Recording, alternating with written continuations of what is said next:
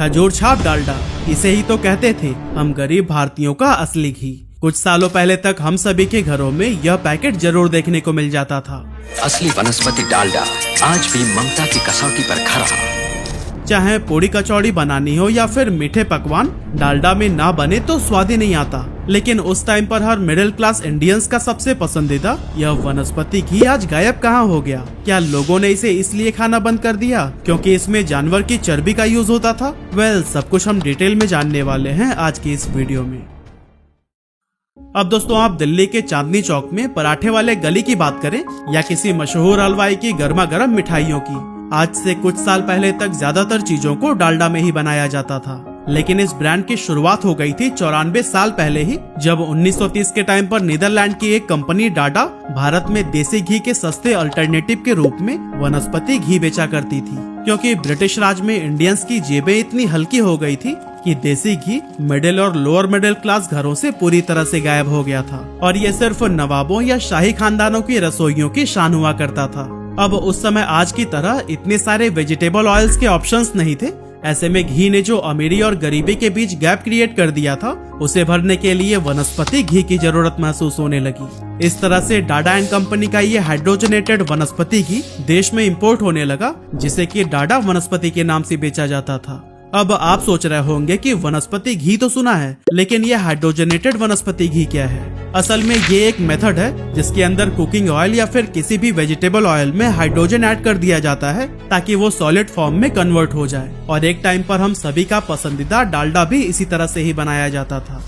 अब इधर एक British manufacturing company liver brothers, जिसे कि आज हम यूनिलीवर के नाम से जानते हैं, उसकी नजर डाडा के वनस्पति घी पर पड़ी। इस समय तक ये लोग ब्यूटी प्रोडक्ट्स की कैटेगरी में काफी सक्सेसफुल हो गए थे और यूरोप के अंदर फूड प्रोडक्ट बिजनेस में भी एंटर कर चुके थे। ऐसे में उन्होंने सोचा कि क्यों ना इंडिया में वनस्पति घी से शुरुआत की जाए, क्योंकि ये एक बहुत ही प्रॉफिटेबल मार्केट नजर आ रही थी। यही सोचकर लीवर ब्रदर्स ने डाडा एंड कंपनी से इस वनस्पति घी को बनाने के राइट्स खरीद लिए। लेकिन डाडा एंड कंपनी की एक शर्त यह थी कि आगे भी ब्रांडिंग प्रोडक्ट के सेम नेम यानी कि डाडा से ही होगी।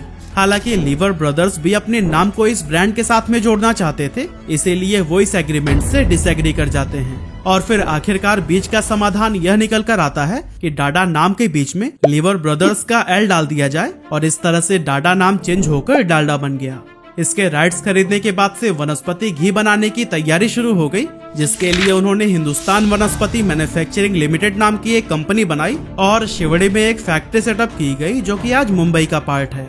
वनस्पति घी को बनाने के लिए बहुत से लोगों को हायर किया गया, मशीनरीज लगाई गई और कई सारे पड़ाव को पार करते हुए आखिरकार 1937 में डालडा को लॉन्च कर दिया गया। अब ये देसी घी का एक अच्छा अल्टरनेटिव तो था ही, साथ ही इसकी मार्केट डिमांड भी काफी ज्यादा थी। ऐसे में डालडा को पहचान बनाने में ज्यादा समय तो नहीं लगना चाहिए था ना। लेकिन इसमें एक बहुत बड़ी प्रॉब्लम थी कि इस घी से एक अजीब सी स्मेल आती थी, जिसे कि इंडियंस बिल्कुल भी पसंद नहीं करते थे। इसीलिए स्वाद और सुगंध के मामले में देसी घी के सामने डालडा को खड़ा करना कंपनी के लिए एक बहुत बड़ी चुनौती बन गया। डालडा को मार्केट में लॉन्च हुए 2 साल हो गए थे, लेकिन अभी भी वो अपनी पहचान बनाने के लिए स्ट्रगल कर रहा था। कंपनी भी परेशान थी कि आखिर वो ऐसा क्या करें कि लोग इनके प्रोडक्ट को खरीदने लगे। और दोस्तों, यहीं पर एंट्री होती है एडवर्टाइजिंग एजेंसी लिंटास की, जो कि अपनी शानदार मार्केटिंग स्ट्रैटेजी के लिए आज भी जाना जाता है। लिंटास में काम करने वाले हार्वे डंकन ने डालडा के एड कैंपेन का चार्ज संभाला और उन्होंने 1939 में भारत का पहला मल्टीमीडिया एड कैंपेन क्रिएट किया। ये बेसिकली एक शॉर्ट फिल्म थी जिसे सिनेमा घरों में फिल्म स्टार्ट होने से पहले या फिर इंटरवल के दौरान दिखाया जाता था। इसके अलावा लाखों की संख्या में पैम्पलेट्स बांटे गए, न्यूज़पेपर और मैगजीन्स में एड प्रिंट कराए गए, जिसमें दिखाया गया था कि जो माँ अपने बच्चों की केयर करती हैं वो डालडा का इस्तेमाल करती हैं। इसके अलावा कंपनी ने डालडा की कुकबुक भी निकाली, जिससे लोग तरह तरह की नई नई रेसिपीज सीखते थे। साथ ही उससे डालडा का प्रमोशन भी हो जाता था। अब दोस्तों, प्रमोशंस के ये सारे तरीके पढ़े लिखे लोगों के लिए तो बिल्कुल परफेक्ट थे, लेकिन उनका क्या, जो ना तो सिनेमा घरों में जाते थे और ना ही पढ़ना लिखना जानते थे। इसके लिए लिंटास ने एक बहुत ही कमाल का आइडिया निकाला, जिसमें वो डालडा के टिन के जैसे दिखने वाली एक गोल वैन को सड़कों पर घुमाने लगे ताकि वो लोगों का अटेंशन हासिल कर सके। और हाँ, डालडा की मार्केटिंग टीम ने जगह जगह पर स्टॉल्स लगवाने शुरू कर दिए, जहाँ खड़े होकर लोग डालडा को छूकर उसके टेक्सचर को देसी घी से मैच करवा पाते थे और इससे बने हुए फूड्स को भी टेस्ट कर पाते थे।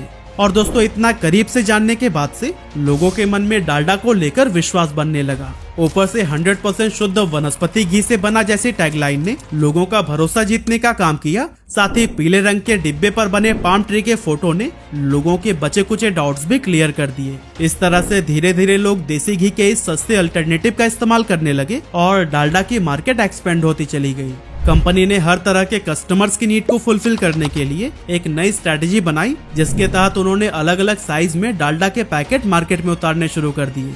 जैसे कि कम खपत वाले घरों के लिए 1 किलो वाला छोटा प्लास्टिक या फिर टिन का पैकेट निकाला, बड़ी फैमिलीज के लिए बड़े प्लास्टिक के कंटेनर्स निकाले और रेस्टोरेंट या फिर ढाबों के लिए चौकोर और बड़ा टिन का कंटेनर। अब दोस्तों लीवर ब्रदर्स के पास पहले से ही स्ट्रॉन्ग डिस्ट्रीब्यूशन नेटवर्क तो था ही, इसी का ही यूज करके उन्होंने डालडा को देश के हर कोने में पहुंचा दिया। और कुछ इस तरह से डालडा वनस्पति घी ने मार्केट में जोर पकड़ लिया और ये भारतीय घरों में शुद्ध देसी घी का भरोसेमंद अल्टरनेटिव बन गया था। डालडा की कीमत देसी घी के मुकाबले बहुत कम थी, इसीलिए गरीब और मिडिल क्लास वाले लोगों के लिए डालडा खरीदना कम खर्चीला साबित होता था। इसके अलावा इसे कुछ इस तरह से एडवर्टाइज किया गया था जिससे लोगों को लगने लगा कि ये स्वाद के साथ साथ सेहत के लिए भी बहुत फायदेमंद है। 1940s और 1950s के दौरान दूध और घी की कमी की वजह से सरकार ने भी वनस्पति घी को काफी प्रमोट किया, जिससे डालडा की राह और भी आसान हो गई। शुरुआती 40 सालों तक डालडा के सामने मार्केट में कोई भी ब्रांड नहीं था और 1980 तक तो यह कंपनी बाजार में अकेले ही कब्जा करके रही। और हाँ, कमाल की बात तो यह है कि डालडा सिर्फ भारत में ही फेमस नहीं हुआ, बल्कि इसकी पॉपुलैरिटी एशिया के और भी कई सारे देशों में देखने को मिली। अब दोस्तों पिछले कुछ सालों में हम सभी को पता है कि इंडियन मार्केट के अंदर डालडा की डिमांड में काफी कमी आई है, लेकिन पाकिस्तान, अफगानिस्तान और म्यांमार जैसे देशों में आज भी डालडा का खूब इस्तेमाल किया जाता है। पर दोस्तों सवाल यह है कि आखिर ऐसा क्या हुआ कि भारत में इसकी पॉपुलैरिटी कम होती चली गई। असल में दोस्तों आजादी के बाद से डालडा के नक्शे कदम पर चलते हुए कई सारे और भी ब्रांड्स ने मार्केट में एंट्री ले ली, जैसे कि गंगा, रथ, जैमिनी, सुहाना, अशोका और पनघट। मार्केट में बढ़ते कंपटीशन की वजह से डालडा का मार्केट शेयर कम होने लगा, पर क्योंकि ये एक पुरानी और पैसे वाली कंपनी थी, इसीलिए कंपटीशन से आगे निकलना इसके लिए कोई मुश्किल का काम नहीं था। सबसे बड़ा चैलेंज डालडा के लिए यह था कि अपने खिलाफ उठ रही आवाज को शांत कैसे किया जाए, क्योंकि 1950s के एंड तक डालडा एक बहुत बड़े विवाद में फंस गया था। असल में इस दौरान डालडा को बैन करने की मांग उठने लगी थी। बात इतनी बढ़ गई कि ये मुद्दा संसद तक पहुंच गया, क्योंकि उस समय एक बहुत बड़ा तबका डालडा के खिलाफ था और इसे वो विलायती घी और असली घी का नकली रूप कहा करते थे। विरोध इतना बढ़ गया कि लोग शादी ब्याह में खाना खाने से कतराने लगे कि कहीं ऐसा तो नहीं कि खाना विलायती घी से बना हो।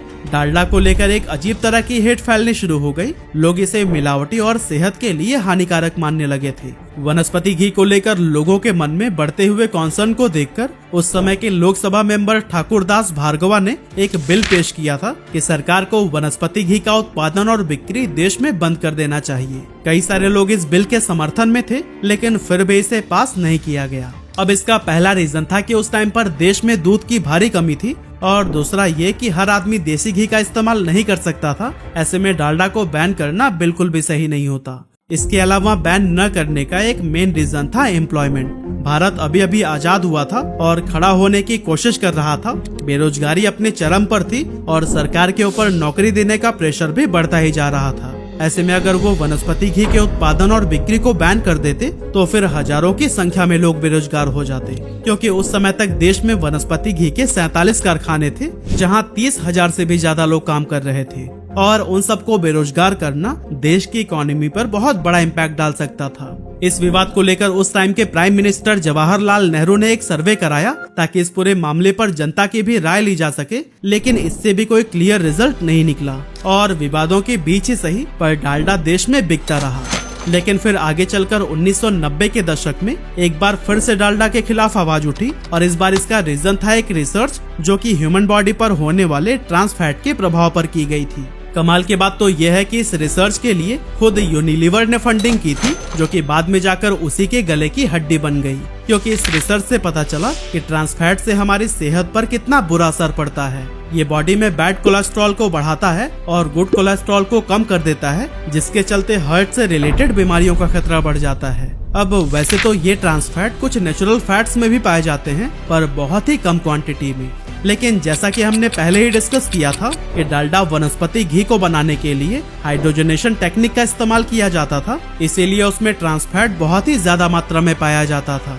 इसी को देखते हुए यूएसए के फूड एंड ड्रग एडमिनिस्ट्रेशन ने एक रेगुलेशन बना दिया कि कंपनीज अपने फूड प्रोडक्ट पर लेबल करें कि उसमें कितना ट्रांस फैट अवेलेबल है। इस पहल के बाद से यूएस में वनस्पति घी का इस्तेमाल कम होने लगा और कई सारे देशों ने तो इसे बैन भी कर दिया।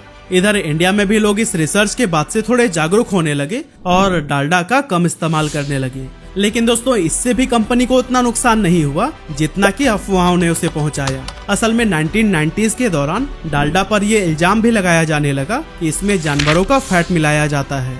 अब वनस्पति घी तो हमारे देश में काफी समय से विवाद का एक विषय था और इसे बैन करने की मांग भी रह रहकर उठती आ रही थी। ऐसे में इस अफवाह को लोगों ने सच मानने में जरा भी देरी नहीं की। इसके अलावा भारत में एक बहुत बड़ी पॉपुलेशन वेजिटेरियन है, जिन्हें जानवर की चर्बी मिलने वाली बात ने बुरी तरह से हिट किया। और दोस्तों, जो लोग वेजिटेरियन नहीं भी थे, उनके मन में भी शंका आने लगी कि पता नहीं इसमें किस जानवर का फैट मिला होगा।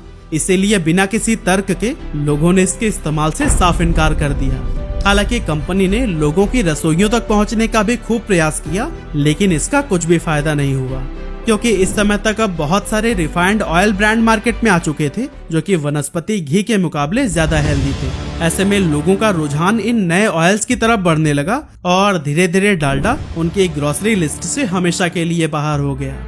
डालडा ने अपनी वापसी की भरपूर कोशिश की, लेकिन न ही वो अपने ग्राहकों का विश्वास जीत पाया और न ही अपने गिरते मार्केट शेयर को बचा सका। और दोस्तों, आखिरकार इससे तंग आकर हिंदुस्तान यूनिलीवर ने 2003 में इसे एक अमेरिकन फूड कंपनी बंज को बेच दिया। इस तरह से डालडा, जिसका कभी इंडियन मार्केट में मोनोपोली हुआ करता था, अपने विवादों और नए कॉम्पिटिटर्स के सामने टिक नहीं सका और मार्केट से ऑलमोस्ट पूरी तरह से गायब हो गया। वहीं दूसरी तरफ इंडिया में वनस्पति घी के बाकी ब्रांड्स के लिए भी नए नए रिफाइंड ऑयल ब्रांड्स के सामने सरवाइव करना मुश्किल हो गया था। इसीलिए इनमें कुछ ब्रांड इंटरनेशनल कंपनीज के साथ में मर्ज हो गए और कुछ को तो इमामी एग्रो, अडानी विल्मर और इन जैसी इंडियन कंपनीज ने एक्वायर कर लिए।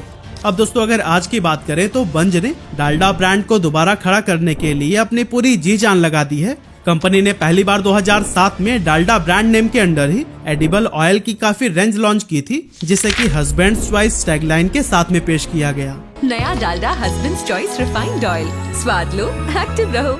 लेकिन कंपनी को जल्द ही एहसास हो गया कि उनकी ये टैगलाइन काम नहीं कर रही है और न ही वो मार्केट तक अपनी पहुंच बनाने में कामयाब हो पा रहे हैं। इसीलिए 2013 में बंज ने डब्बा खाली पेट फुल इस टैगलाइन के साथ में अपने प्रोडक्ट लाइनअप को फिर से लॉन्च किया। क्योंकि माँ हमेशा जानती है कि जब डालडा रिफाइंड ऑयल के साथ खाना बने, इतना स्वादिष्ट बने कि हर रोज डब्बा खाली पेट फुल। डब्बा खाली पेट फुल, डब्बा खाली पेट फुल। Dalda refined oil. साथ ही ब्रांड को नई पोजीशन देने के लिए कंपनी ने कई तरह के कैंपेन्स रन किए, जिसका असर ये हुआ कि आज बहुत से घरों में डालडा के एडिबल ऑयल ने अपनी जगह बना ली है।